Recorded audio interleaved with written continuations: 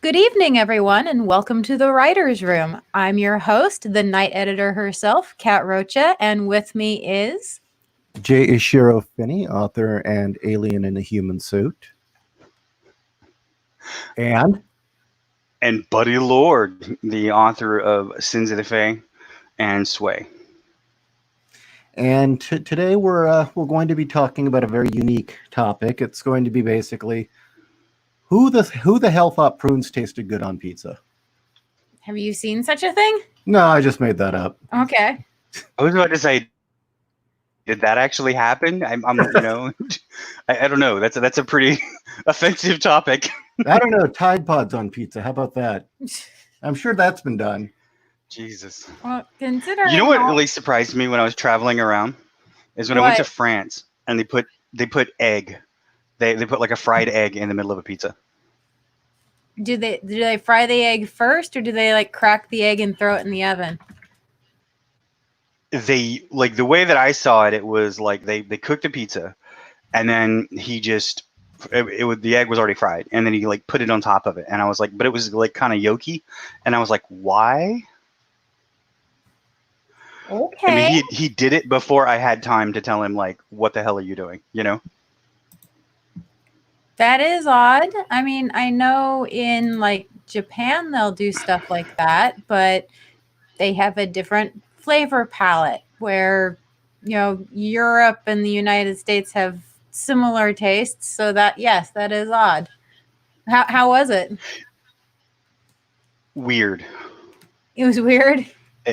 Yeah, I mean, because when it was a typical, like, I want to say New York style pizza. It's thin. You know what I mean? Thin crust with a decent amount of toppings and everything. And so you have, like, the cheese, the crunch, a little bit of salt, the little bit of vegetables and everything, and some meat, and then you have egg.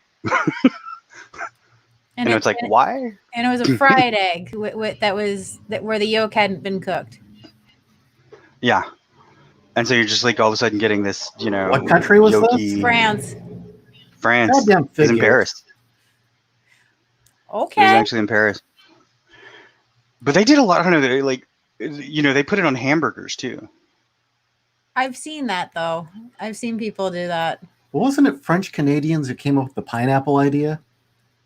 Maybe it's just French people like to screw up pizza. It could be, man. Could be. We don't want to start the show with a flame war. I mean, the pineapple on pizza is fighting words for some people. They retreat against Nazis and they wreck pizza. What the heck?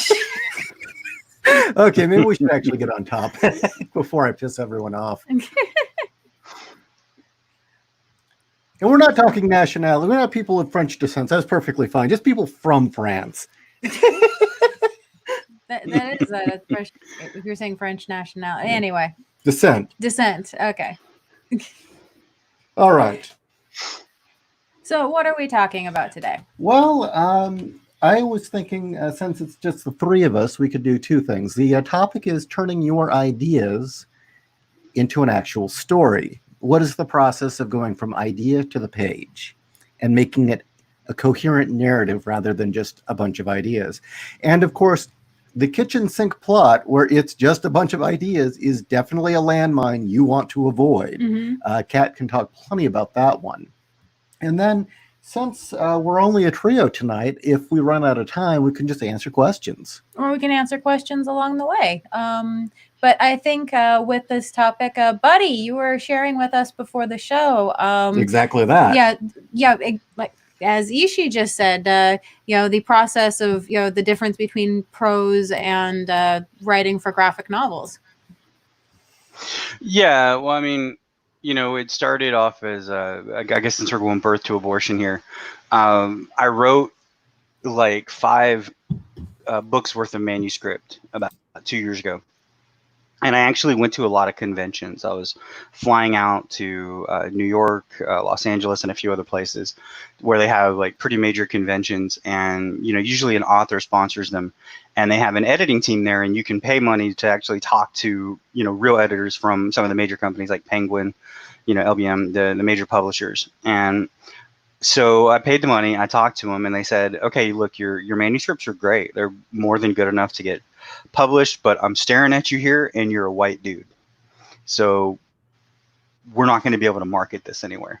This isn't going to be able to go to an auction and get picked up unless I can tell them. And they actually asked me, because I had, there was this like little paper that was like, what's your nationality and everything. And I thought it was kind of silly, but I actually entered it. I'm 1/4 Japanese.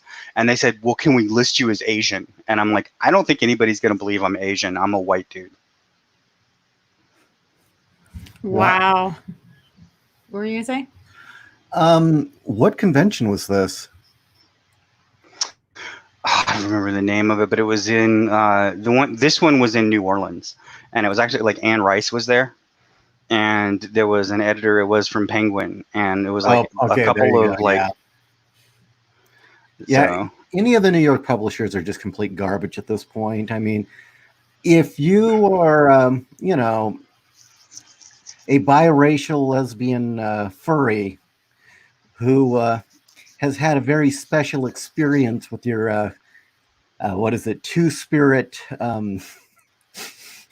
Siamese twin. Oh, yeah, my headmates or whatever. Yeah. You beat me to it, headmates. And you've got a manifesto masquerading as a story. Yeah, you've got a book contract waiting for you. But nobody's going to read it. Yeah. Well, I mean, that's the issue nowadays, right? Is that there's too many activists and not enough actual writers. Yeah, that's true. Mm-hmm.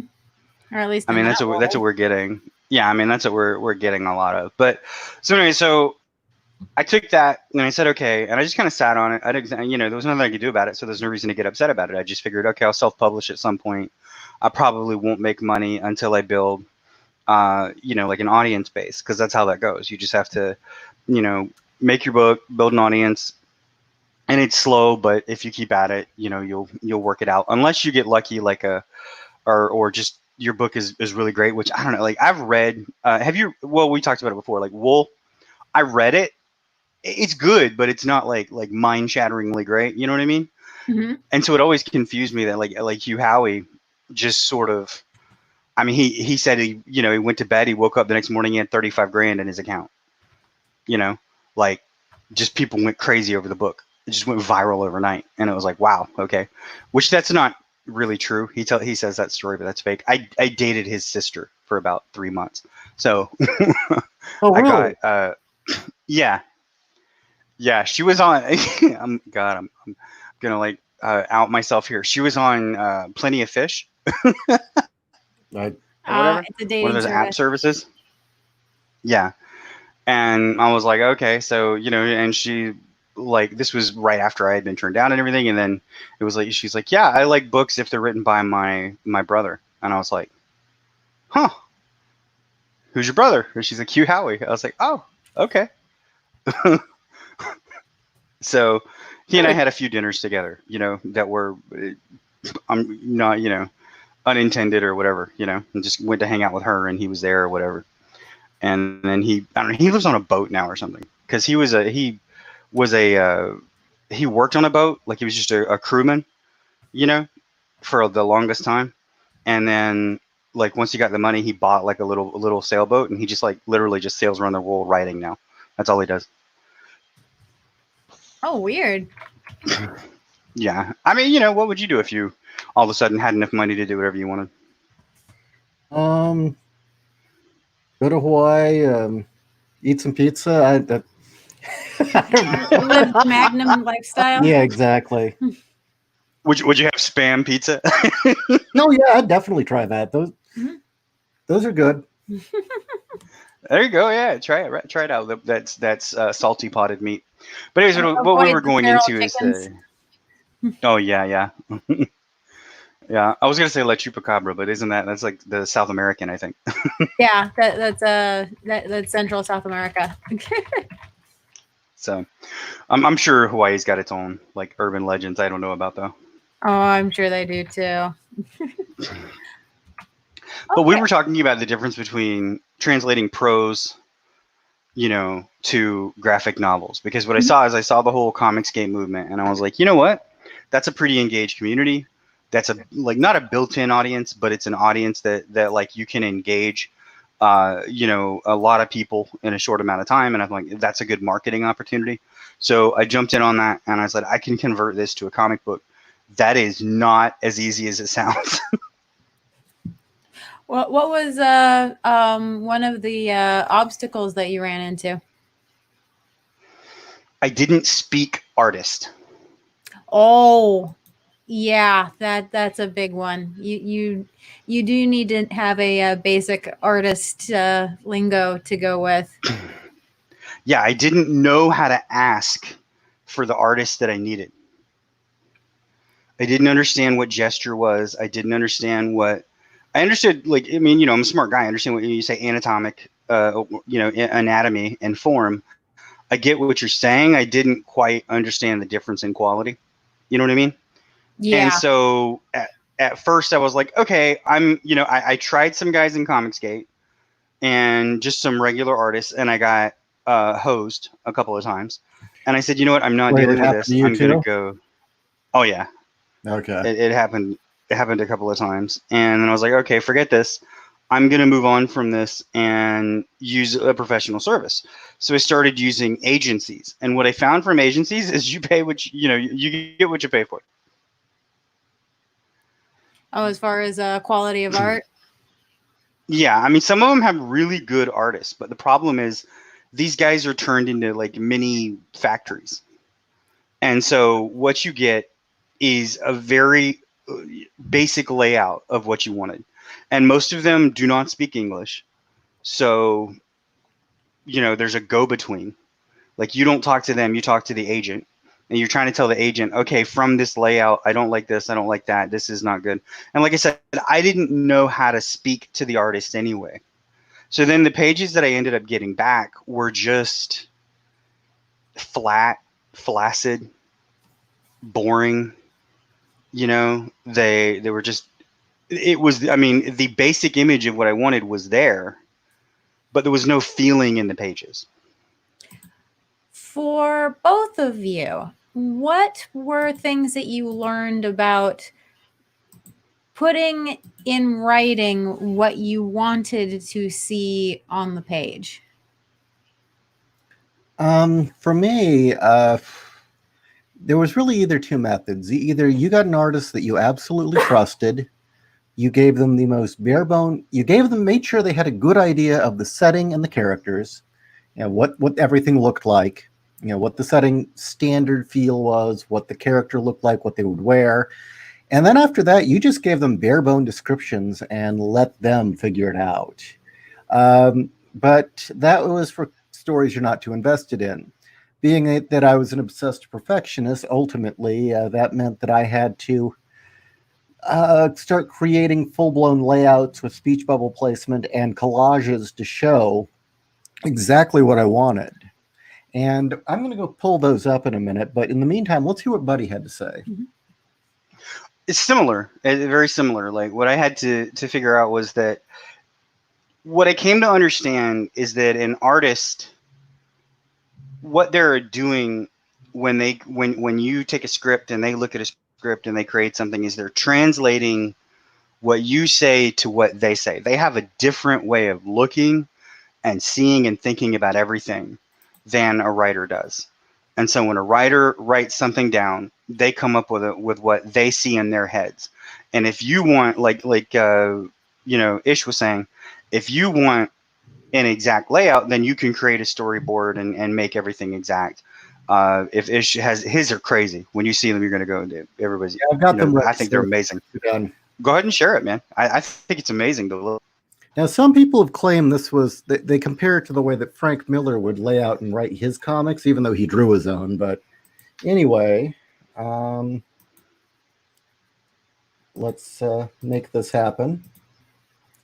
This is what my layouts look like. Now, on the left, you'll see the basic. These are from Case File Arkham.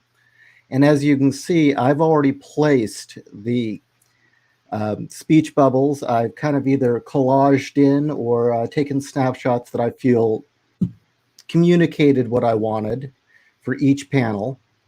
And none of these were set in stone. I mean, the thing was, is I was showing the artist what I had in mind with the knowledge that he was going to go in and make them more dynamic, more interesting. And so in a sense, these are all suggestions, but this was better than any description. And in this case, I didn't need to tell the artist what everyone was wearing in each panel. I told him very early on. He knew how they were dressed. That was it. He understood what kind of apartment Flynn had. So I only had to tell him once. That was it. And I let his instinct follow, govern where it went. Now let's take another page. This one, as you can see, the last two panels on the bottom are completely different. Sometimes they don't, In fact, the artist eliminated a panel. Yeah. And a lot of the angles have changed to make it more interesting. Here's one that had zero reference except for that panel down at the bottom. And the reason that's there is I made that one. That was some of my art. But the rest of this, I've got descriptions inside the panels. I've got the speech bubbles there already with attributions to who's saying them. And I let the artist figure it out again. Here's one that I thought was interesting. Here, I had this image of Flynn driving with this guy behind him holding a gun to his head. And I thought, let's do something artsy and have the gun punching out in between the panels. Artist ditched it, didn't even do it. But it didn't matter. He understood what I was looking for ultimately. And it paid off. I mean, like I said, these were all suggestions, but by doing this, he got a sense of the expressions I was looking for, the sense of the pose of who was where in relation to each other. And again, the most important part is he knew how much space he had to work with each panel and how much room was around the speech bubble. So this is what happens when you're a control freak. But on the other hand, digging up and making these collages and finding photo reference and then laying this all out is a lot of work. Whereas a script where you just do very brief descriptions and dialogue, that can be done in a couple days to a week. These take days upon days upon days. 4 issues took a year. So there you go. And if you have questions about this technique, go ahead and ask. Stop sharing. Yeah, I thought this was fantastic the first time I saw it. This was so great. And I mean, I do probably the exact opposite of this. But what I found is I have a Joe Sanchez, my artist. He and I just, we developed a relationship, like a friendship, you know what I mean? Where he understood what I wanted from what I was writing. But that didn't come easy. Like I actually had to pay him for a couple of pages that I didn't use because we, misunderstood each other, and he created the pages and he had already done the work. And I didn't feel like it was right for me not to pay him for those pages. And we're actually going to use them in the light novel as like concept images and that kind of thing. So they're not useless, but they're not going to be in the comic book because they don't fit the narrative or the story. And I don't know, those were the kind of things that I had to learn, was that, he was translating an image into like almost a different kind of language. And like the visual language is just completely different than what I think in. And he knows like the visual perspective, the camera angles and everything better than I do. And I've begun to, I've like become a, neophyte and begun to learn them and kind of see what I want. But usually, like, even if I tell him what I want, he's better at bringing what I want to life than I am of thinking it. Yeah, one thing that's very difficult for a writer to do is to kind of let go that level of control. And really what it comes down to is your job is to make sure and communicate to the artist the spirit of what you want in each panel. Make him understand what's important and what needs to be communicated, and then trust that artist, if they're skilled enough, that's the big one, that they're going to be able to do that better than you. You wouldn't want the artist to tell you how to write. Same thing. You've got to trust that the artist knows how to draw. Unqualified. Exactly. Oops, Unqualified Comic says, yeah, if you write, you should learn how to letter. It's super valuable for understanding how much space words take in a comic and the art of placing the balloons. And that actually brings me to my next bit. How do you know or judge as a writer?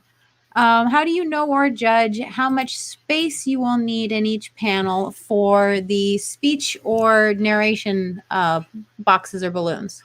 Well, one of the nice things that I've found by doing my own lettering and balloon placement is I can bend the rules. I've gotten good enough at it that I can put more text on a page than you should. And, How much should you? well, the rule of thumb for a standard American comic book page is 150 words per page. Manga, probably what? Maybe half that or less. European, probably 200, because you've got the Beta format's big. Mm-hmm. But if you're good enough with the speech bubbles and knowing how to place them and lead the eye across the page, you can bend those rules. Buddy, what's been your experience? That's been a total pain. No. No, it hasn't been that bad. Our letterer is X, and is Xevious, and X is so good at everything Illustrator, Photoshop, any of those programs.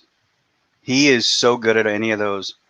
He can fit pretty much, even like when I had really good dialogue, but it was needed to develop the two characters, right? But it was a lot in one page. He found a way to fit it in there and make it look great. And a lot of times those are the best pages when you don't think it's going to work, but you work it in anyway, and then it's great.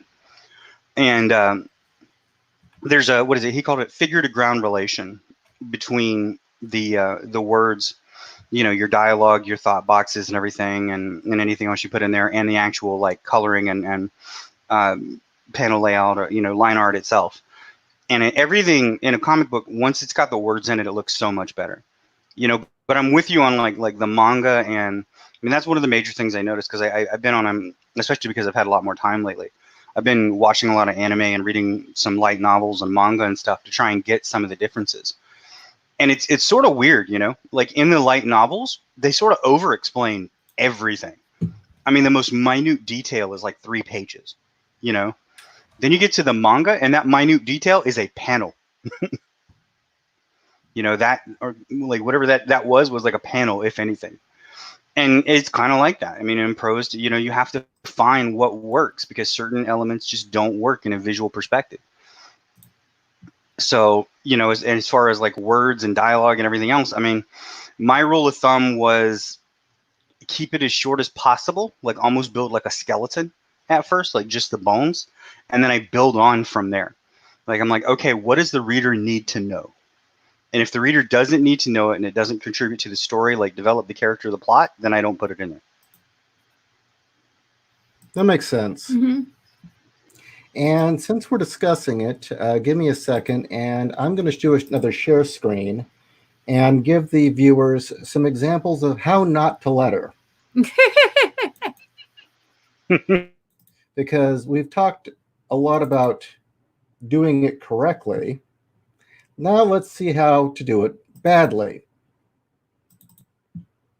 Give me a second. Almost there. And share screen.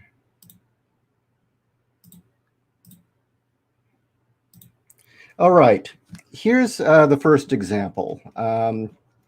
As we can see, What's this from, or do you know? I have no idea. Some sort of obviously slice of life, indie artsy comic. The big problem here is, first, the way that they've decided to lay out these panels, they all flow into each other. So it's very hard to tell one panel from the next. And yet the speech bubbles make it even more confusing which panel is which. And your eyes literally have no idea where to go. So is this an art problem or a speech bubble problem or a both problem? It's a both problem. I mean, the only ones that are okay is the one up here is fine.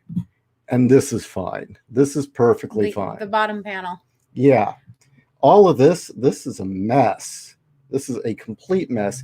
Even worse is it covers up way too much art. So especially look at the gutters here. There is plenty of room in the margins for this to stretch out so that it doesn't cover up all the art. Why are these all crammed together? Tell the audience what a gutter is. The margins. Okay. I mean, all this room here, and clearly the only reason they're crammed together is that the person who did the speech bubbles is either hiding something under here that's bad, it's drawn badly, or didn't know how to place the bubbles in such a way that you knew who was talking when, and even then it fails. Also, the one up here, typically you don't want that many words stuffed into one speech bubble if you can avoid it, because the eyes get lost.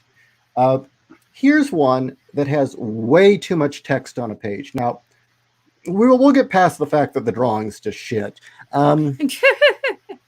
But looking at this page, there should be more than enough room for dialogue. Now you've got, God. Savage Dragon. Yeah, pretty shitty art, huh? Well, the fact that Savage Dragon there, well, we'll ignore how he looks, but what the hell's wrong with his torso? He's floating in space for one, and there's tons of air above him and below him, yet his arm is cut off. I mean, that doesn't make any sense. Well, that and these arms are of different size. Yeah. And that's a tangent problem here. But anyway, the first panel with Savage Drag Queen floating in space, this is actually fine. The way that the speech bubbles, that's well done. That's exactly the way you want to do it. Second panel, same thing. The arms covered here, that's perfectly fine. The lettering's getting too close to the edge, which is a bad sign. And it's uneven. Yeah. But, you know, you don't really need to see the whole arm to know what it is. That's fine. Nothing important's being covered. Next panel, same thing. Perfect, nothing wrong. It's everything after that that just goes to shit. Okay? There is no reason to have done it this way. None.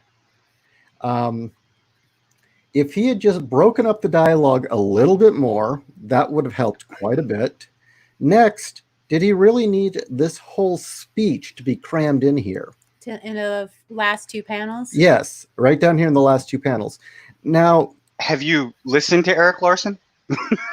He's like a 7-year-old. He needs everyone to hear his he needs everyone to hear his preaching, you know? Yeah. Jeez. And first off, this last speech bubble that's, 4 bubbles crammed together, don't ever do that.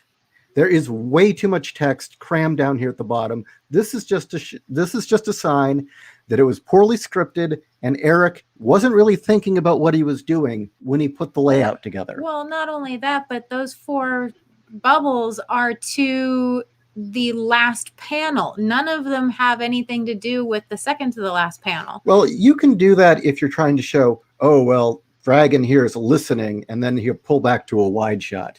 But really, that second to last panel is unnecessary. There's a better way to lay it out in general, and it does not involve. I mean, I see what he's. Panel. Yeah. No, I see what he's going for. It's sort of a back and forth, and then it's like, yeah, but blah blah blah blah blah blah blah blah blah, and then they walk away together, better into the their silhouette into the unknown, but as better people. And I'm like, I'm already like bored, But as you can see, there is so much crammed into these speech bubbles that it actually touches Dragon's mohawk down here.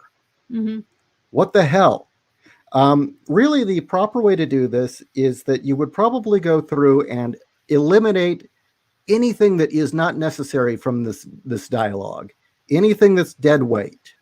Then you'd go through and you'd say, well, can some of these sentences make sense if you remove a word or two to shorten it even more? Then, after doing that, really the best way to handle this kind of style shot is take this whole panel here, make these 2 panels into one, and make it one wide shot rising up to the ceiling. And since it would rise up to the ceiling, right, you could start here. I hope you can see the mouse. You start here and you trail the speech bubbles down. So it pulls the eye from here to here to here, then down to here, ready to go to the next page. Mm-hmm. That's how you manage it.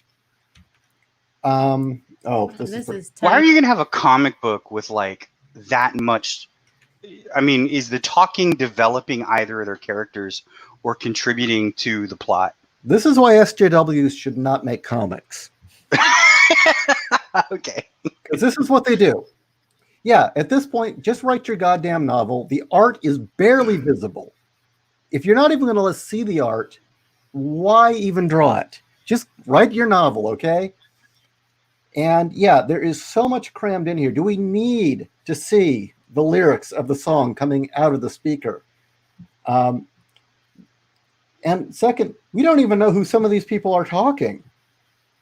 And even with this big giant white space, they still didn't have enough room. Actually, nobody is established of who is talking other than the person saying la la in the first panel and then the people in the final panel. Everything else is off panel or ambiguous. So there you go. These are things not to do. That's a lot.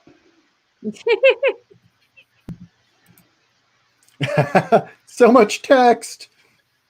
I mean, you know, it is. It's just, I don't know. Even it seems to be kind of a new thing. That, I mean, it used to be like a brevity is the soul of wit, right? And that used to be in comic books even the kind of the main thing, and in manga it still is. Like in manga, what I've seen is that they try to keep it as brief as possible. I mean, sometimes you'll have 20 pages with 3 words. You know, they just want you to see the action. And but in the new like, oh, I'm sorry, go ahead. Now, with comics, the thing you want to do is, one, remember it's a visual medium. Anything that the panel and the art communicates that the writer doesn't need to communicate, if an expression says it better than the words do, remove the words. If your person's saying something redundant, remove the words. It's not necessary. Realize that every page has a very limited amount of real estate for you to work with. And first and foremost, they need to be able to see the art. Second, you don't want to, you need to trim every bit of fat. You don't want, you know, a Quentin Tarantino dialogue scene on your page. You know, a Quentin Tarantino dialogue scene would be one whole comic if you were to space it out correctly. It would be all 24 pages would be like one conversation. Which is a very common thing that I have seen a lot in beginner comics. And to answer your question, Owen, no, your lettering was not nearly as bad as any of these. And if you want to see a professional do really, really bad dialogue lettering, you know, or someone who a professional writer, give their letterer way too much lettering to do, read any of Bendis's work, especially Powers. Powers, for all the things that you could say about it that are good, the lettering in there, the amount of shit Bendis crams on a page, it's often like, Bendis, why don't you just write novels? I can't see the art. You know, I don't even know. Didn't he start writing novels? It's all bubbles. Like he wrote like detective thrillers or something before he wrote comics. You could tell. You know, and he never, I don't know, like he just didn't have that like sort of transition. Nobody told him like, maybe less is more. No, no editor actually stepped up and said, no, not this, no. Bad. Yeah, bad. Slapped his hand. Well, I mean, you have I don't know, like that became, that kind of became a style. I mean, there's a lot of guys that do that now. Like Rick Remender, he's very wordy. Rick Remender, like one of the things is, you know, like in order to set up his stories, every one of his stories has like a diary or a journal or a preface or something that you have to understand for the story to make sense. At least he's doing it the right way. If you need to get information across that quickly, yes, change the format up, use a diary entry, have them look over an interview like a transcript from an interrogation. There are ways and tricks to get around that, but you can't overdo it. You know, 1 page or 2 at most, or people are going to get really sick of it. Yeah, and I mean, well, I don't know. Like, I think he's still very wordy. Another guy that is like that is Scott Snyder. His stuff is extremely wordy. Like some of the Justice League, they're like, "Oh, this is so awesome," and I'm like, "Why does he need all these words?" Wow. Nicole Diaz says, I thought it was the same for novels too, at least from the writing advice I've been seeing. Those writers giving you that advice do not know what they're talking about in terms of comics. When they mean brevity, they're not thinking comics brevity. Comics brevity versus novel brevity is like a penny versus $100. Okay, you have very little space to write what you want in a comic if you want it to make any sense visually. Whereas something that you might, oh, it's okay, you can spend a page on something in a novel. You can't do that. You cannot do that in a, like in a novel, you might spend a page writing down maybe, well, this person is wearing this and he looks like this. Now, I don't like doing that, but it's fine if you do. And I mean a standard pocketbook novel, okay? So what, 3 paragraphs at most? That's a little overkill, but fine. You cannot put that much text in a comic. No, you have to represent those elements visually. You have to show them, either in gesture or, just in. I mean, if you're going to put exposition, it needs to be extremely Spartan. You want the figure to ground relation. You want people to understand what's happening, but if the reader doesn't need it, it doesn't need to be there. I think one of the biggest compliments I ever got for Case File Arkham was somebody was reviewing it, and this was somebody, I'm trying to remember who. It was a big name. He says, typically if I see this much words in comics, I know it sucks and I wouldn't read it. I'm not sure how he did it, but it works. It's like, okay, I did my job. Yeah, I thought Case File Arkham was great. And I mean, you could tell like there's a lot of love and a lot of work in that from those collage layouts that you created. I mean, as soon as I saw those, I was like, these are the greatest thing I've ever seen. These are almost better than the comic, like this is just because I don't know, like I think it's one of the best ways that you could teach somebody how to make a comic.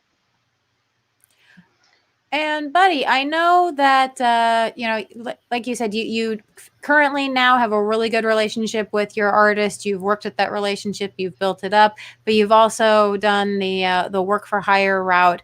When you would give them your scripts, how much description would you give, or when you visualized it, how much room did you envision you would have for how the artwork would look, and how much room for word placement? Well, at first, like I said, I didn't speak artist, and so I didn't say any of that, and it ended up coming back really bad. There wasn't room for art or for lettering or dialogue or thinking or anything. The form was bad. The gesture was bad. That was when I had agents and, I was working through services, and I paid them and I went on. And when Joe and I started working together, I realized that I had to be, it's kind of funny. I fell back on a lesson that I learned as a dungeon master playing Dungeons and Dragons. The more detail you put in, the less it's going to be what you want it to be. And I started to realize, like, what do I want from this? I want a feeling, and I want it to be fun, and I want the general idea. So it was almost like an experiment. At first, I gave really sparse instructions. When I gave them more, the more like detailed I became, the more work it was to get what I considered a good, but just above, like just above average. Like if we're saying, like out of a scale of 10, I would say it was like a 6.5. And what I realized is like, okay, artists are kind of weird in that if they feel contained, they're just going to kind of like, they're going to give you a modicum of effort. You know what I mean? Like, it's just like, okay, I'm just going to give exactly what this person wants, or almost like, whatever. But they feel like if their creative spirit is contained, and they don't feel like they're, they're not getting any autonomy, and it loses complexity at that point. And then, as far as like psychologically, they don't feel fulfilled with what they're doing. So I found that like when I give just what the feeling is supposed to be, how the characters are supposed to be acting and what actions are happening on the page, like what needs to happen on that page. And then the biggest thing is, if there is, like on a turn page, what the last panel should be. And from there, he gives me what I want. Another thing you probably want to stick to as a writer is, unless you really, really know what you're doing, try to keep all of your pages to 5 and 6 panel spreads. Yep. Not we were just going over that last night. Yeah, 6 panels is, that's tough as it is. Like, if you want really dynamic images, you really want like 3 to 5. Yeah, if they're doing a dialogue scene, 6 panels are fine. If they're doing an action scene, don't even tell the artist how many panels. Just say, this happens, this happens, this happens, this happens. Yep. Okay, going back to taking a couple steps back, since both of you have adapted stories that you originally wrote from one medium into another medium, has changing that storytelling medium changed how you told your story? Meaning, what scenes were or were not in there, if those scenes played out differently, if you started your story differently or started the different acts of your story differently. Did the medium change it, or did it stay pretty much the same? Well, when I did Titanium Rain, and it went from being a graphic novel to an audio drama, the wonderful thing about it is my hands were free. I could finally put in needless dialogue or little character moments that there would never have been room for, because this is an audio medium. You want to hear people talking. You want to hear conversation. You want to hear as much witty dialogue as you can put in there to keep them interested. And so, yeah, that was fun. It was being able to tell having people talk in the background, because you can have people in the foreground talking and then have a background conversation that you might pick up parts of. You can't do that effectively in a comic without it just being annoying. Another one was with the audio drama. I had to be really creative in the dialogue and the narration and the setup to make sure the listener always knew what was happening. If it was either working in certain sound effects, like having the plane say things to the pilot, that was one way to help kind of clear up what was going on. I could have like an audio interface with the plane that the pilot was flying. I had inner monologue, which I like to do anyway. But one of the things that was very important is so many audio dramas, if not almost everyone I've ever heard, falls into the trap of, oh no, here comes the killer. He's coming down the hall now. He's raising up the knife. Oh no, I think he's going to kill me. I've been stabbed. Yes, I have stabbed you. That is what you want to avoid. And I'm going to say I'm very proud of the fact that I don't think I had a single moment like that in my audio drama. So, yeah. How about you, buddy? Going from a novel to a graphic novel. Oh, it's changed it quite a bit, because, like I said, there are things that work in prose that just don't work in a visual medium because of what we said. Things have to be even more brief. You have less space, and you have less space to capture people. When you look at a page on a comic book, that could be anywhere between, a paragraph or 10 pages, for a translator. Like, one page on a graphic novel could be anywhere from a paragraph in prose to 10 pages. I mean, it could be, you could pass a lot of time. You could do a montage. You could do a lot of things. And one of the things that I realized is that certain things that work, because, when you're reading, you're, like you said, you have like witty dialogue, you have like certain things that are going on that you're thinking about. Unless you're just really good, like I'm not the best at being funny. I'm okay. I can write funny stuff, but it's not like, something I could go on, a comedy show for. You know what I mean? I'm not one of those people that's just naturally hilarious. And so if you're not like that, that's kind of hard to translate, to a comic book or to whatever. And, same thing with like long monologues or, thinking, or when the character's all by themselves. And there were just elements that I started to realize, like, okay, I need more characters introduced. I need there to be a foil. I need her to have something she's going off of. There needs to be more here than just her being broody and mad or whatever. You know what I mean? Now I'm writing, Tom King Batman, and no one wants to do that. No, I don't even think Tom King does.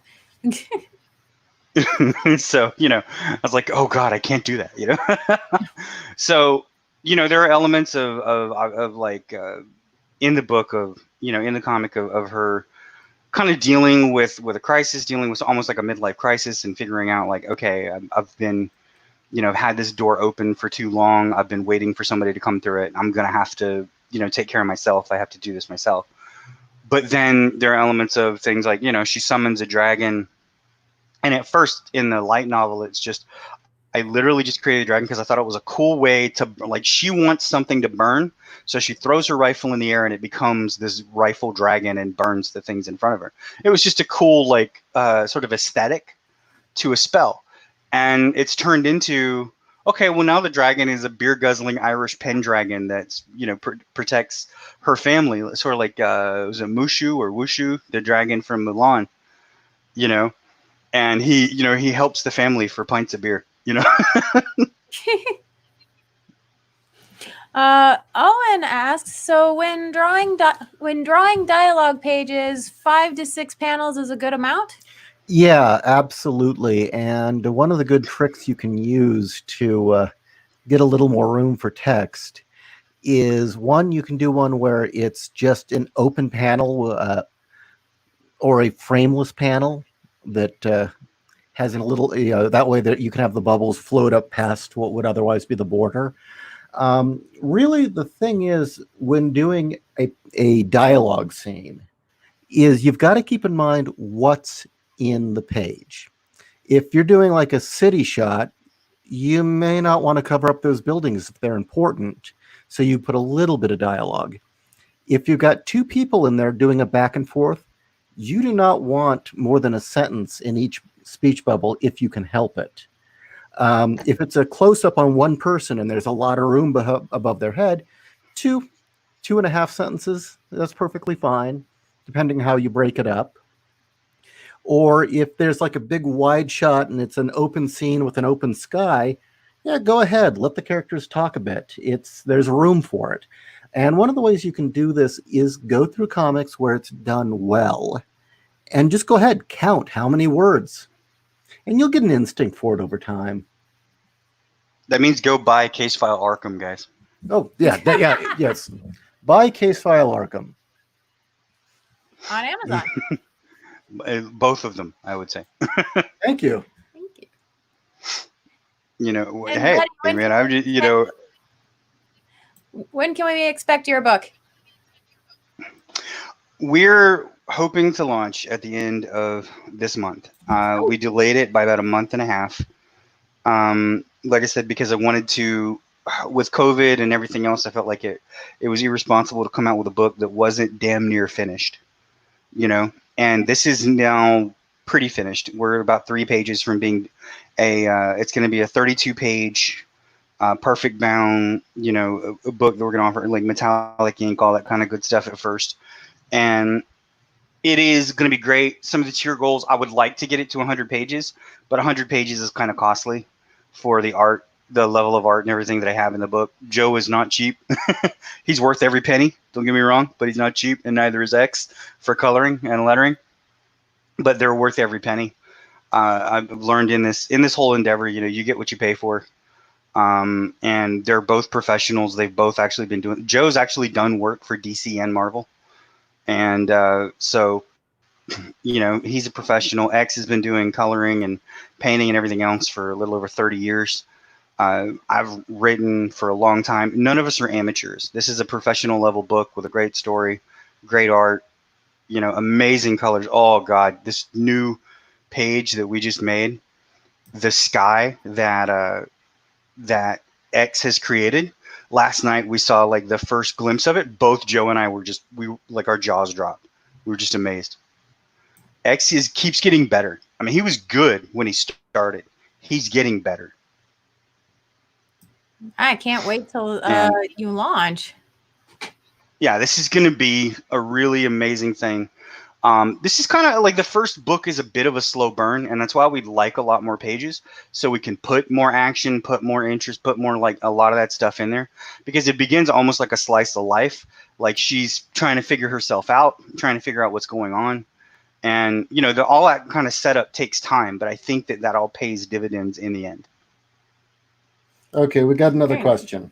This one's from Anime Acid Trip. I have a basic concept for the action in my book, but I don't know how to put it into words for an artist. Any tips? Basic concept for the action. Well, I again would say put it in beats. I would say give the artist a number of pages. You block out how many pages you want dedicated to an action scene, and then just give the artist in beat by beat. You know, hero punches so and so in face. So and so flies back against wall, falls to the ground, gets up, does leg sweep, and then tell the artist, these things absolutely have to happen, and then give them freedom. Really, that much. And I mean, if somebody gets cut and there's a wound in a specific place, tell them that if it's important. Clothing gets ripped, something gets knocked over. If something's important to the plot, mention that. But really, for action, you do want to keep it pretty vague, or leave a lot of room for interpretation. I mean, unless you're some sort of martial arts instructor and you really just know how to explain that sort of thing. I mean, the other thing that I would say is that I want to put him in a Chimera lock, There are two types of people in this world, and those who want to be leg locked by women and those who are liars, You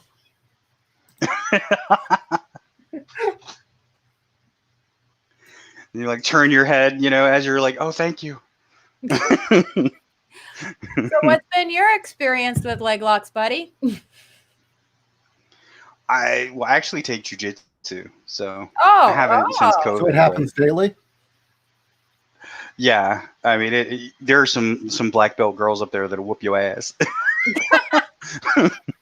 I mean, you think, you kind of think a lot of this is you watch it on YouTube or whatever. It's like an 80-year-old man taking on a 250-pound guy, and he can't beat the 250-pound guy, but he can he makes it so that the guy has no leverage and can't really do anything to him.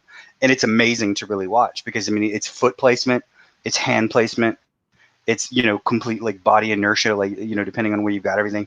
But yeah, I mean, I've been leg locked by a girl before and been like, it's as she's, kind of, as you're in pain, it's a little bit difficult to enjoy it. But it has struck me at times that's like, I could turn my head to the side and really be happy at some points. Yeah.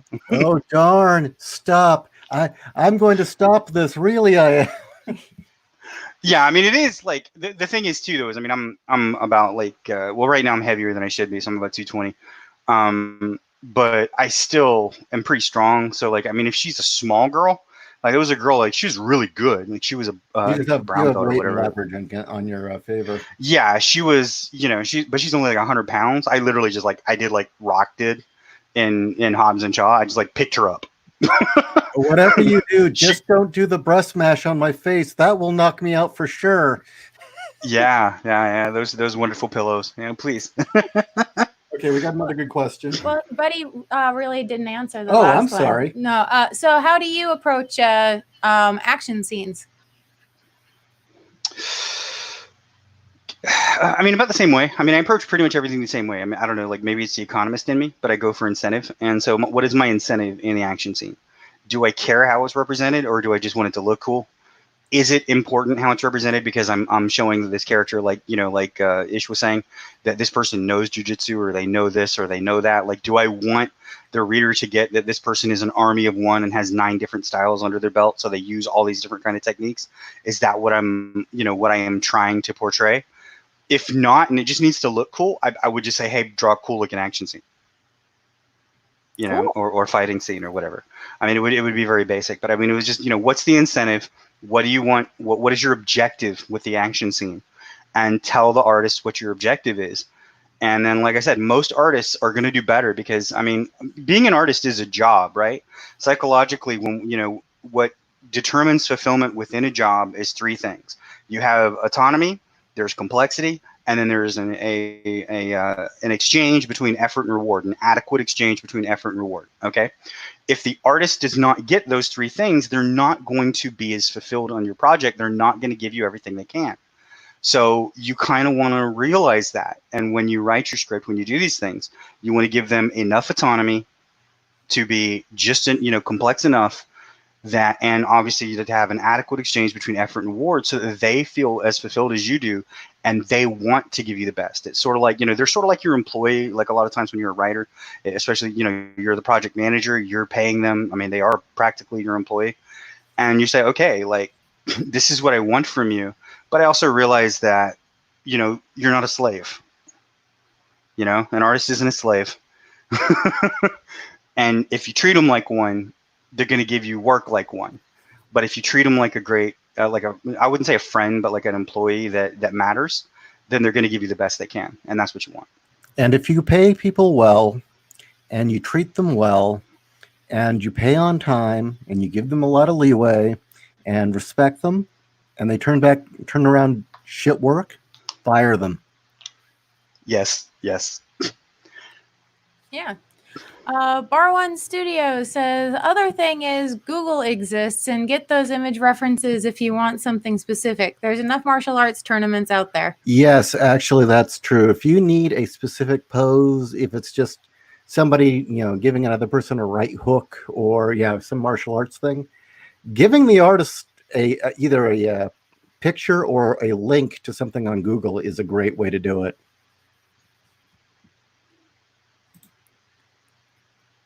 Okay, we got one, and I don't know if we can actually answer this one in the time we've got. Dandy Spike, writer's question. How would you introduce a trio of main characters all at once or give each character their full story? I think that's an entire show. That is an entire show. What do you think, buddy? Yeah, I mean, there's too many caveats there. Yeah, we'd need more detail. Too many things, yeah. Okay, next week we're going to be doing another interview. We'll be interviewing Robin Newquist about her superhero series and the shared superhero universe that she is managing for, I forget what publisher. And then the week after that, we will be doing another, artist or a writer-editor roundtable, and we can address that, Dandy Spike.